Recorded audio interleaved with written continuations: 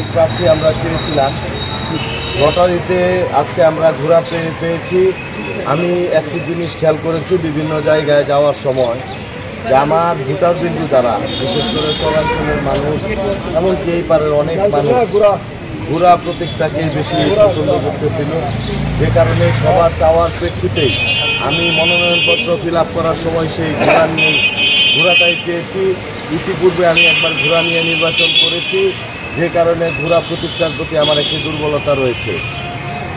লটারিতে পাওয়ার কারণে মহান রব্বুল আলামিনের কাছে আমি কৃতজ্ঞতা স্বীকার করছি। পাশাপাশি আমার এলাকার জনগণ আমার জন্য দোয়া করেছে, যেই জন্য তাদের প্রতিও কৃতজ্ঞতা জানাচ্ছি। আগামী দিনে আপনারা আমার এই ঘোড়া প্রতীক দিয়ে আমার নির্বাচনটি করে দিবেন, এই আশাবাদ ব্যক্ত করে আজকে আমি পোস্টার, লিফলেট, এগুলার কিছু নকশা আপনারা জানেন পছন্দ করতে হয়।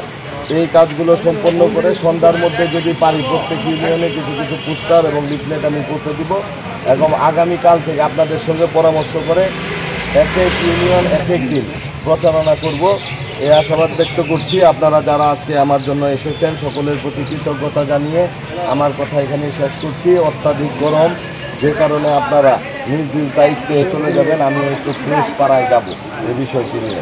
সকলকে ধন্যবাদ।